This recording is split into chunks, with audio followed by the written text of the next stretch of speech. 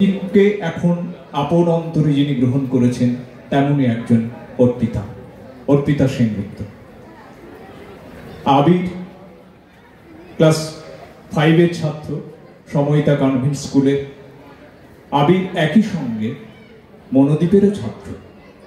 সেই আবিরের মা অর্পিতা, এও তার এক পরিচয়। দ্বিতীয় পরিচয়, অর্পিতা মনোদ্বীপের শিক্ষিকা, অর্পিতা একজন প্রভু সৈনিক।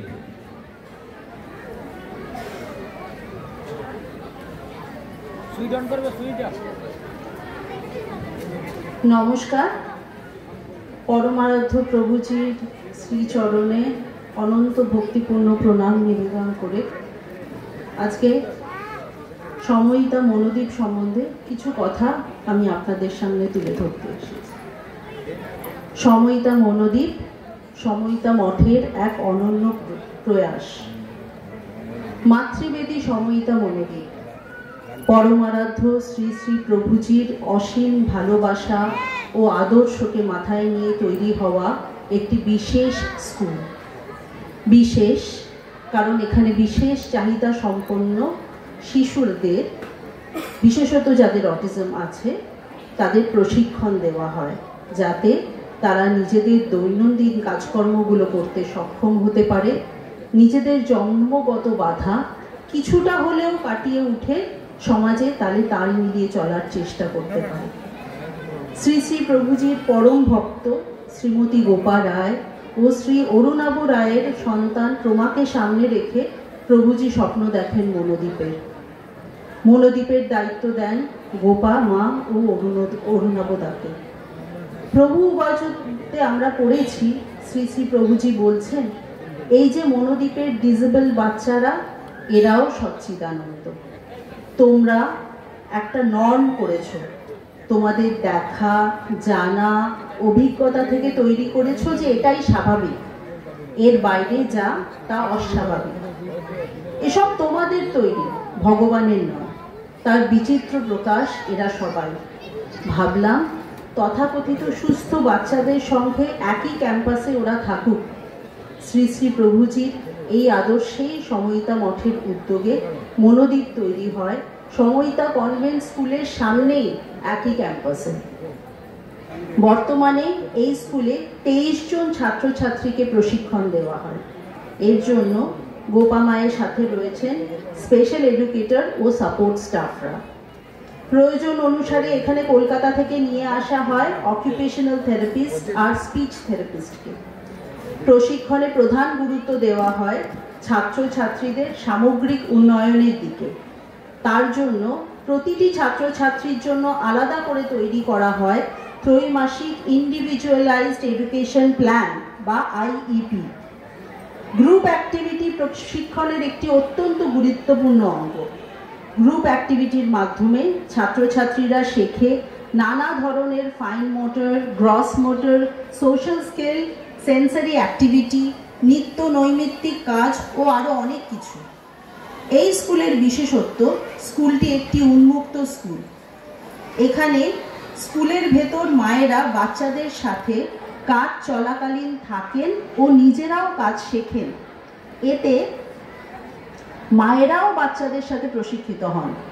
চোখের সামনে বাচ্চার উন্নতি হতে দেখে নিজেরাও নিজেদের দুঃখ কষ্ট ভুলে সমাজে পথ চলার জন্য নিজেদের প্রস্তুত করতে সক্ষম হন। মনোদ্বীপের বেশ কিছু ছোট ছোট ছাত্রছাত্রী যখন প্রথম স্কুলে ভর্তি হয়, তাদের মুখে কোনো রকম ভাষা ছিল না।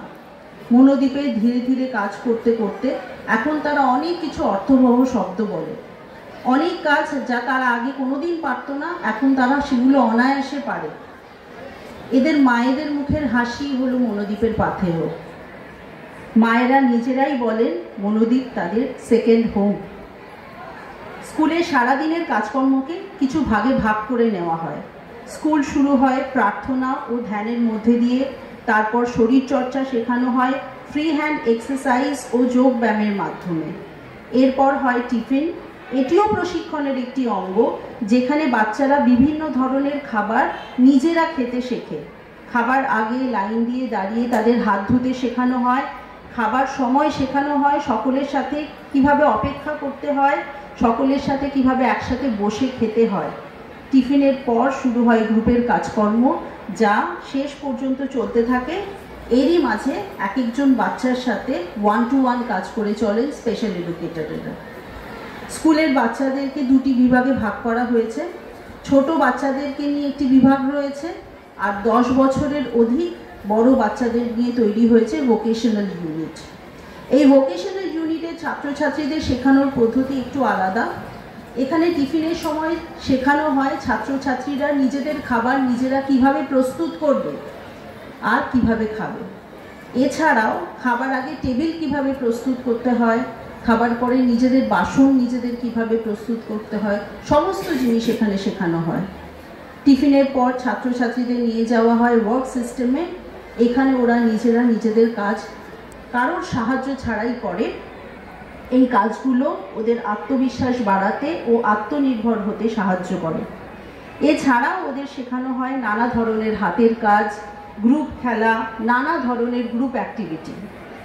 মনোদীপ স্কুলে যে সকল ছাত্রছাত্রীরা পড়াশোনায় সক্ষম তাদের সময়তা কনভেন্ট স্কুল থেকে সিবিএসই কারিকুলামের ভিত্তিতে পঠন পাঠনের ব্যবস্থা করা হয়।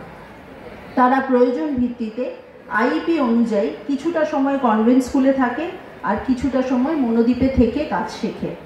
এইভাবে একাধারে তারা যেমন কনভেন্ট স্কুলের রোজকার রুটিনে থেকে তথাকথিত স্বাভাবিক ছাত্রছাত্রীদের সাথে বন্ধুত্ব করার ও মেলামেশা করার সুযোগ পায়, তেমনি অন্যদিকে নিজেদের দুর্বলতাগুলো কাটিয়ে ওঠার সুযোগ পায় মনোদীপে। তেমনি একজন ছাত্র আমার সন্তান আবির মনোদীপেও যায়, কনভেন্ট স্কুল থেকেও সে প্রশিক্ষণ নেয়। তার কাছে কনভেন্ট স্কুলের প্রিয় বন্ধু সৌম্যজিৎ যেমন প্রাণ, তেমনি মনোদীপের উত্তম দাদা আর সোমনাথ স্যারকে না দেখলে তার দিন সম্পূর্ণ হয় না। মনোদীপের মৃণালিনী ভোরবেলা ঘুম থেকে উঠেই ছুটে যায় কনভেন্ট স্কুলে আসার জন্য, তারপর বাকি সময়টা সে মনোদীপেও কাটায়। মনোদীপ স্বপ্ন দেখে আগামী দিনে এরাও আর 5 জন ছাত্রছাত্রীর মতো বোর্ড পরীক্ষায় উত্তীর্ণ হবে, সমাজের নিজেদের জন্য একটা জায়গা করে নেবে। বর্তমানে মনোদীপ প্রচেষ্টা করছে আরও কিছু ছাত্রছাত্রীকে যাতে এইভাবে মূল স্রোতে নিয়ে আসা যায়। মাঝে মাঝেই সকল ছাত্রছাত্রীদের স্কুল থেকে নানা জায়গায় বেড়াতে নিয়ে যাওয়া হয়, যাতে ওদের নানা ধরনের অভিজ্ঞতা ও উপলব্ধি হয়। তাছাড়া বিভিন্ন সামাজিক ও সাংস্কৃতিক অনুষ্ঠান করা হয় তাদেরকে নিয়ে। এই সময়ও বাবা মায়েরা সন্তানদের সাথে থাকেন। মায়েরা যারা দিনের অধিকাংশ সময় এই বিশেষ সন্তানদের নিয়ে অত্যন্ত উদ্বিগ্নতার মধ্যে কাটান, তারাও এই ধরনের অনুষ্ঠানের মাধ্যমে জীবনের স্বাদ উপভোগ করেন। মনোদীপের নাচের গানের আসর ভরিয়ে তোলেন অদ্রিতি, আকৃত, ত্রিশানের মায়েরা, তেমনি মনোদীপের দেওয়ালগুলো সাজিয়ে তোলেন অনিরুদ্ধর মা অপূর্বা। মায়েদের এই স্বতঃস্ফূর্ত যোগদান মনোদীপের প্রতিটি কণায়, আলোয়, হাওয়ায় ছড়িয়ে দেয় এক অনাবিল আনন্দ। সম্প্রতি প্রভুজির আশীর্বাদে সময়িতা মঠ ও বিশেষ শিশুদের অভিভাবকদের যৌথ উদ্যোগে এখানে তৈরি হতে চলেছে মনোদীপ আবাসন।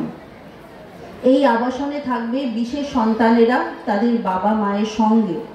বিশেষ সন্তানদের বাবা মায়ের উদ্বিগ্নতার প্রধান কারণ তাদের অবর্তমানে তাদের সন্তানদের ভবিষ্যৎ নিয়ে। অটিজমে আক্রান্ত এই সকল সন্তানেরা অনেক সময়ই নিজেদের ভালো লাগা, খারাপ লাগা, ছোট ছোট অনুভূতিগুলো প্রকাশ করতে পারে না। একমাত্র বাবা মায়েরাই বোঝেন তাদের না বলা কথাগুলো। জীবনের প্রতি পদক্ষেপে তাদের প্রয়োজন হয় স্ট্রাকচার্ড সাপোর্টের।